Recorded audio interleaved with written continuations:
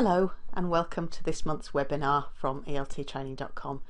I'm Jo Gakonga and it's nice to see you again, sort of.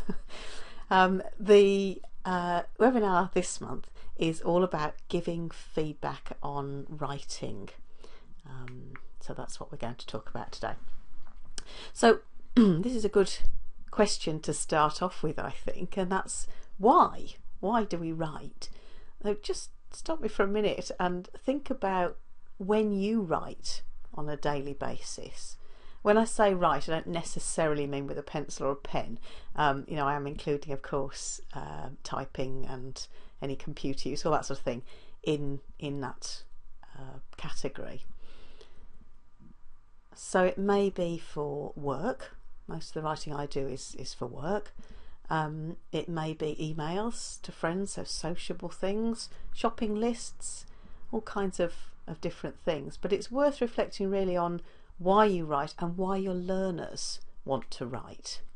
So that's kind of the next question that we need to ask ourselves. If that's why we write, then why do they need to write? Now, it might be for some of the same reasons, but for example, writing emails to friends, the chances are pretty good that they're not going to be writing emails in English to friends, that most of the friends they write emails to are probably going to be people who speak their first language. Not necessarily they may have English speaking friends, but that's the reality.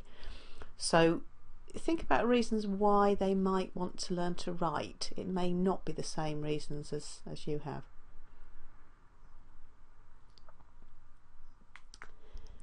Okay, well, here's the one. It was the clue on the slide, wasn't it? Exams and tests. Most exams or tests include some form of writing. For example, all of the Cambridge suite have a writing exam. So it's pretty normal that learners are tested on writing skills. And that might be a very big reason why they want to learn to write. Whether we like it or not, that is the truth. For a lot of learners, they may need to use writing for work. If you're teaching people who are learning for business reasons, if you're teaching academic English, then clearly people are going to need to write for that. So those are another two sort of very major reasons why people want to learn to write.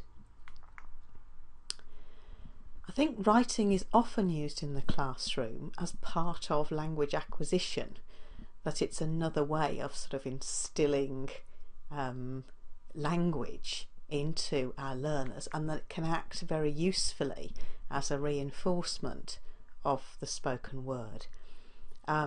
In fact, in a lot of classrooms with children, it's probably used as the main way of acquiring language. Actually, certainly that was my experience with French and Spanish. We never spoke it at school, we just wrote it. I'm definitely not endorsing that, but it certainly is a way of reinforcing language, and partly that's because the spoken language goes very quickly and it's very ephemeral, whereas if you write something down you have more time to think about it, so it does give you an advantage in terms of thinking time. In terms of the teacher correcting you as well, of course, it means that it's not ephemeral, it doesn't disappear, it's there on the page and the teacher can come round and see what you've understood or not. So for lots of reasons in the classroom it is useful. And of course it's not just in the classroom, although it's possible to set oral homework for learners, it's much more easy and more convenient, easier anyway, and more convenient to set written homework, and so that's mostly what teachers do. So clearly homework's a big one too. Another thing that's worth mentioning, I think, is that most learners who are literate in their first language will also want to write in a foreign language, and those that aren't literate in a first language, and that's entirely possible if you're teaching ESOL in the UK or the US, you may well have people who've come and have had a disrupted education and haven't learned to write in their first language. Well, clearly literacy skills then are also very important coming into a new environment. But what we're mainly going to talk about today is giving feedback on writing. So assuming that you've done the writing, let's think about how you're going to give feedback on that. Now there's a few different ways that you can do this. The first is direct feedback, and we'll talk about what that is in a minute. The other, of course, then is indirect feedback. We're going to talk a bit about using a correction code. You may have come across this, but it's a useful thing to use. We're going to talk about redrafting, and finally we're going to talk about what maybe you should focus on to correct.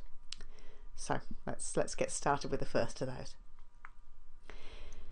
So direct feedback. What I mean by direct feedback is that if you have a learner who's given you this sentence, I am here in UK for 3 months, all you do is correct it. So you show them exactly what they've got wrong and you correct it for them. I have been here in the UK for 3 months. So this is direct feedback. It's telling them exactly what they've got wrong, giving them the answer. Now there are some possible advantages to this. The big one is that learners like it. They like it because it's quite secure. I think it gives them a sense of security. They know what it is then that it should be. So that's something that's, you know, important, I suppose. The other thing is that I think it's probably relatively easy for teachers. You know, it doesn't require a huge amount of, it's probably the least difficult way of correcting things, I would say, is just to change the things that they've got wrong. So from that point of view, I think teachers often find it useful. The possible disadvantages, of course, you know, something to everything, isn't there, is that it may not help. Now, the reason that I say may, and I'm going to be coming back to this theme, there's very little research evidence that any kind of correction helps actually. So to some extent you have to kind of go with what feels right for you, I think. That's my opinion. The difficulty, I think, with direct feedback is that if you've given them all the answers there straight away, they may not be very motivated to look at them. They may kind of go, yeah, and then just put it away on a side, and they may not have actually learnt anything from the process. So another option is to give indirect feedback. And what indirect feedback means is not giving them the exact answer, but sort of helping them a bit. So this might be, okay, here's our example again. You might just underline the things that are wrong, or put a little sign in to show that something's missing. So, you know, you're alerting them to the fact that there's a problem here, but you're not actually telling them what it is. There are sort of even less direct methods of feedback. You could just, for example, say, okay, in this line I'm going to put a star on the side of the line wherever you have a mistake. So if you see 2 stars there on the left hand side, then it means there are 2 mistakes in this sentence. So clearly that's much harder for the learners because they've got to make sure that they understand a lot more. If, you know, to make it even harder, that's dividing it into lines, you could go through the whole piece and just say, okay, there are 9 mistakes in this paragraph. Can you find them? You know, so that's even more difficult. So there are different ways of giving indirect feedback, but the idea is that the learner has to do more work to find their mistakes. So, of course, you know, the main advantage of this is that hopefully it promotes more engagement, that learners actually have to kind of notice what they've got wrong, and that so then hopefully there's more chance of that sinking in on some kind of level, and they're less likely to make the mistake in the future. I think there's a question here about level. When we're talking about mistakes, sometimes we're talking about mistakes which learners make, which they could correct themselves. So my Polish pre-intermediate learner writes you know, I play piano. And if I put a little sign in to show them something missing before piano, they'll go, oh yes, of course, I play the piano. Because they've made that mistake many times. They know that articles are supposed to be there, but it's just a slip. Now, if my pre-intermediate learner, on the other hand, makes a mistake with, let's say, a third conditional sentence or a past modal, then the chances are they haven't learnt that yet. So in that case, direct feedback is better. So if they don't know what's wrong, then clearly indirect feedback isn't going to be very helpful. So it is worth really keeping that in mind. You can only really use indirect feedback if they know what's wrong, but they've just made a slip. If they've got it wrong because they haven't learnt it yet, then you know you're hiding to nothing by telling them it's wrong. They don't know how to correct it. So level makes a big difference. So what we're saying is that at lower levels you're likely to have more direct feedback, and at higher levels, obviously going, you know, but that means, you know, progressively you can have more and more indirect feedback as the level gets higher and they've learnt more. So yes is the answer to that. Now again, this is the other good question, does it work? And you know, as I said before, to be honest, we don't know. There is no good research evidence to show that any of this is very effective. There's a nice talk by Rod Ellis, which I'll give you the it's on YouTube, and I'll give you the reference for it right at the end, and he does talk about the research in this, but the truth is that there's not really strong evidence that any of this really works. So yeah, well, maybe we just don't do it at all.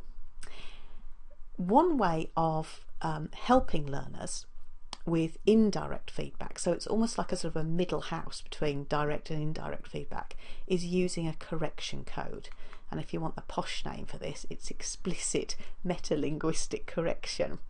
So what you're going to do essentially is not just highlight for them that they've made a mistake, but tell them in metalinguistic language what kind of mistake they've made. But you're not going to tell them the correct answer. So it's kind of a halfway house. Lots of teachers use this kind of thing. It's pretty common. So one example might be here, for example, got our sentence again that the learner made. As with the indirect feedback, I'm underlining the mistakes and I'm showing them as a problem, but I'm giving them a bit of extra help here. So I'm saying above the am that there's a problem here with the tense. There's a problem with am and the problem is the tense. So I'm not telling them that it should be the present perfect there, but I am telling them that it's the tense that's the problem. And there's a missing word there. So there are some, clearly the learners have to know what these codes mean. So you are going to have to do a little bit of learner training, showing them what the codes mean. But, you know, I would keep it fairly simple. So I tend to do WW if the word is wrong. So for example, if they've written he's very good in mathematics, then in here is the wrong word. It should be at, of course. So, you know, wrong prepositions are quite common. Prepositions are difficult in English. So just put a WW there. I think right at the beginning it's worth emphasising with this. I emphasise it very strongly with my learners.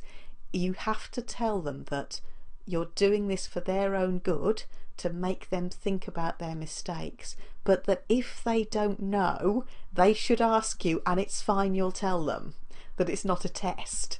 Because, you know, I think, you know, there's no point in it if they look at it and go, yeah, okay, it's the wrong word, but I don't know which word I should have used. You know, then you're the teacher and you tell them. But you know, give them the idea that what you want them to do is to try to work it out for themselves first. Another thing is WF for wrong form. So perhaps they've got the right verb here, water is freezing, but they've got the wrong form. So it should be the simple form, not the continuous form. Arguably, you could say this is a tense issue too. Perhaps if they've put an adverb, she dances beautiful, when they should have put she dances beautifully. so they put an adjective instead of an adverb, something like that would be a wrong form. If they've put the singular instead of the plural, something like that. So it could cover a range of different things. Word order, this is a common problem for people. So something like this, where they've got the adverb of frequency in the wrong place, you could just underline the words which are in the mixed up and put WO word order. In this case it's easy clearly because they have to be round the other way. There's only 2 words. It may be that there's more words than that are underlined, which make it a bit more tricky. This I usually use as a sign for missing word. This will very, very often be article problems, but it could be other things as well. Of course, it could be prepositions, dependent prepositions, it could be all sorts of things actually, but things where there's a word missing subject, often a problem. SP spelling, it's a fairly obvious one, and P maybe for punctuation. So something like this with capital letters, with lack of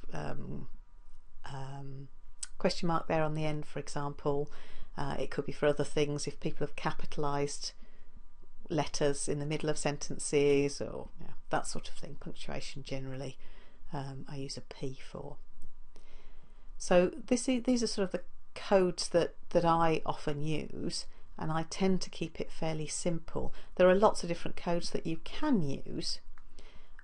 This is one that I got off the internet from the British Council, so you can see that they've got quite a few of the ones that I have, but they also have other ones like register or not clear, or try rewriting. Now some of these, with the try rewriting, for example, the chances are the learner can't, so I don't know that I would go with that one particularly, but you might find these helpful. So there's no cut and dried right correction code, there's no standard, although some of these are quite common, but what I would say is you need to find a code that works for you and for your learners. Here's another example that I got off the net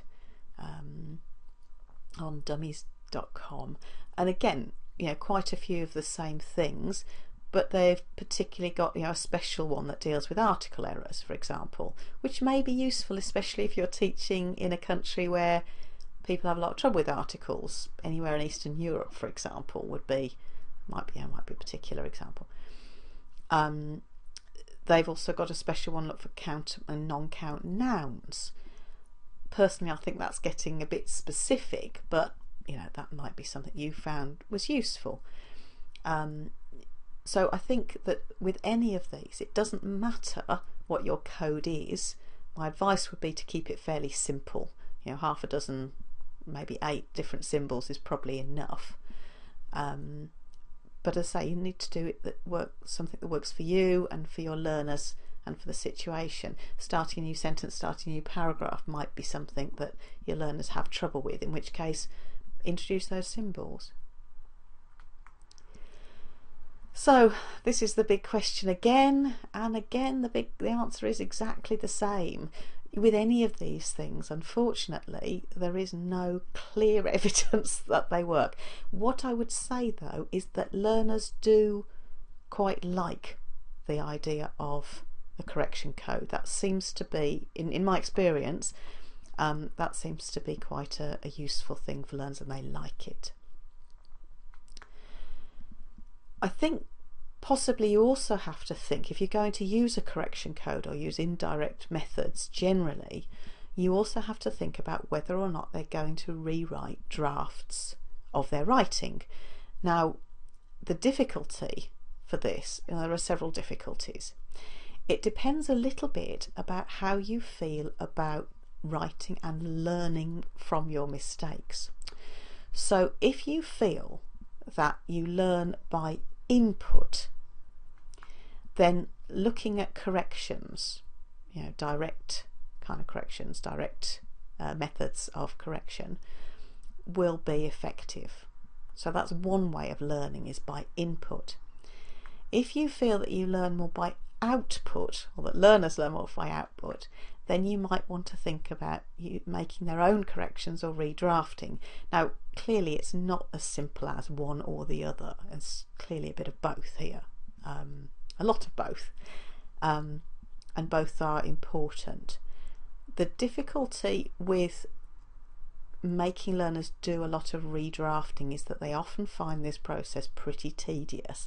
They often don't want to do it, is the truth. So whether or not it's useful is sort of has to be taken into account, at least, that learners often don't like it. They don't want to write it out again. Something you can do as a halfway house for this is to get them to keep a log of the common mistakes they make, so they don't have to write out the whole thing. Maybe they just write out the mistakes that they make, and then when they write the next time, they go back to this log, and this is often going to be things like articles, prepositions, tenses, word order, the sort of things we've talked about in the correction code. So you could ask them before they write, right, look at the mistakes that you made before, try not to make these mistakes again. Or after they've written, say, right, okay, now I want you to check your work and I want you to look at the mistakes that you made before, see if you've got any of the same mistakes in this writing. So there are ways of using that, I think, and I think that can be helpful. So I suppose the other question really is, what should we correct? Because that's not necessarily an easy answer. Do we correct the content? So we ask learners to write a letter to reserve a room in a hotel, or to write a letter of complaint to their landlord about a broken window, or to write a story, with a romantic ending or something. How much are we going to correct the content, the what they've actually written, the how well they've answered the question? How much do we think about correcting the organisation of something? Now, this might be in terms of use of cohesive devices, so adverbs, for example, furthermore, next, then, all that sort of stuff. In the beginning, whatever, once upon a time, different organisational tools, but also organisation within the writing. So not just about using those kind of markers, but also about how well it's organised, how well it flows. Do we correct that? Do we just look at the target language? For example, if we've done some work on narrative tenses, and then we say, right, can you write me a story, please? Do we just correct simple past tenses and other narrative tenses, for example, and not worry about anything else, not worry about the punctuation or the spelling or anything else, just look at the past tenses in that example? Do we look at all language errors? Don't focus on one thing, but do everything. Do we correct everything? No, these are difficult questions to answer, really, and I think there isn't a right answer, because the correct answer will vary depending on your learners and depending on the situation and depending on the purpose of the writing. So there are really no hard and fast rules here, but these are things that are worth thinking about. It is worth thinking about that in exams and tests there's often a very significant part of the marks are for content and organisation. A very significant part of the marks. In IELTS, for example, a third of the marks go to content, a third of the marks go to organisation, and a third of the marks go to language accuracy. So you can get quite a good mark even if your language is pretty awful, if it's if you've answered the question and it's well organised. So that's worth thinking about. Certainly answering the question is often a very important part of marking schemes. So I think that is worth thinking about, especially if your learners are writing for exams and tests. I think if you think about focused correction, so you could say, right, today I'm only going to look at simple past tense. We're only going to look at articles, for example. There are some advantages with doing this, with not correcting everything. One is that you've probably then got multiple examples of the same sort of error. So it gives learners, if it likes it focuses on one particular place in the language. Let's look at this one particular thing for today, and we'll look at a different thing tomorrow, of course, and hopefully with that, I say learners are more likely to notice and learn. I think possibly I should have put a modal in there. Learners might be more likely to notice and learn. That's the theory. Again, the practice is not. It's not always as simple as that. But at least in theory, if they've got, if they're sort of clubbed over the head with the same thing several times, hopefully they'll notice it and learn. I think the other advantage with focus correction is that it does mean you haven't got a whole page of red or pink or green or whatever colour you use to mark pen. I do think it is important that you don't overcorrect. Learners will want you to. They'll want you to correct everything. That's what they'll ask you to do. But I think probably it is pretty discouraging if you get your work back and it's covered in red pen. So that's something to think about too. The other thing about focus correction is that it may be less useful in the long term, because if you have a more general sort of level of correction, they may not get everything now, but maybe it will snag in their mind sometime the different kind of errors that, if you've got 6 or 7 different kinds of errors, maybe these will be picked up slowly over time. So it may be useful to do all of something at one time. It may be useful to do a little bit many times.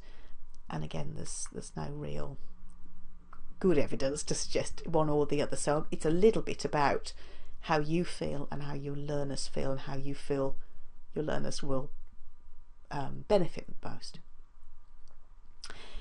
Okay, so it's over to you. I'm going to give you a chance to have a go at something. This is a piece of writing that was given to me by a really nice Yemeni student of mine I had a couple of years ago. This was after the very first lesson that she had with me. I asked her to write something to introduce herself to me, and this is what she wrote. Now I want you to bear in mind that she's 22 years old. You can see that from the top line. So she's quite young. She's just come from the Yemen. She's a really lovely person, very motivated student, and she's written me these nice things about herself. So I'd like you to think about what you would write in correction to this. How would you correct this piece of writing? And do just stop me for a minute and have a think. And as I say, don't just think about the language, think about the person behind it, because I think that really is important. As teachers, we're motivators, and it's really important that we keep in mind that these are people we're talking about. It's not just a piece of writing. So I say, just stop me for a minute and see what you think.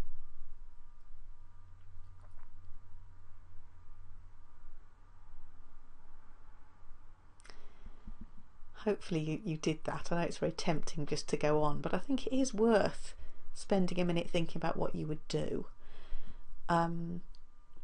Clearly she has, some of the things she's got in there are very good. Her spelling's pretty good.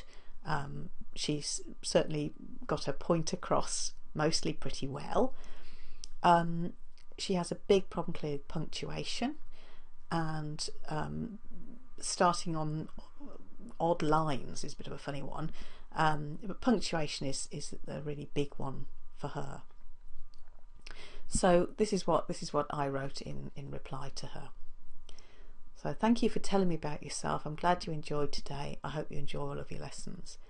I think it really is worth making the effort to engage on a personal level with people and people's writing. People do appreciate it. And I think it hopefully will, lower that affective filter and make them feel a bit better about their writing, hopefully motivate them to write more. So I've put take care with capital letters. Every sentence must start with a capital, end with a full stop. And I and countries also have capitals, but not other words. So I've given her some clear guidelines here, because she seems to be quite confused about how you should capitalise or not, and what case should be used. So then I've underlined all of your mistakes with punctuation. So I've just covered that. I haven't looked at anything else. Try to correct these mistakes in class. I usually give them a few minutes to try and correct their mistakes. And I've put here, ask me if you're not sure. Remember, this is the first time that she's been in my class, so she wouldn't necessarily know what to do. And well done for your hard work. Again, we've got a bit of a good news sandwich here, which we always like, don't we? So tell them something nice and then hit them with the meat and then put a bit of bread underneath. So I think that this is, do be aware that these are people, and in this case I think there wasn't any point in making too much of a meal about her other problems. She does have some other problems, not only that, but I thought that's very obviously her main problem and not that difficult to correct. In lots of ways, punctuation is one of the easier things to get right, so I thought it was worth really working on that and sorting that out first. And as I remember, it's her first time in the class. Here's another one. How about spell checkers and grammar checkers as well, using the computer to write?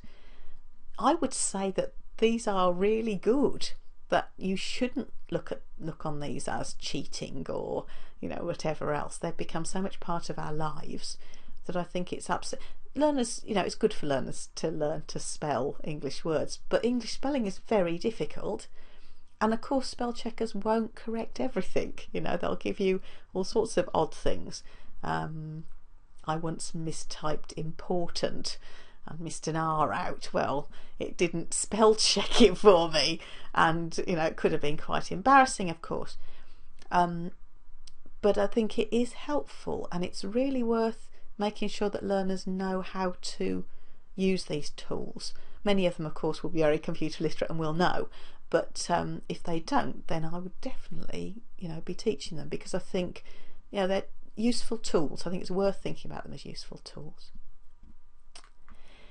If you'd like a bit more information on this, especially if you'd like some of the background, if you're interested in the background research and that kind of thing, Dr. Rod Ellis, who is a leading authority on lots in ESOL generally, but he's got a very nice written corrective feedback talk on YouTube.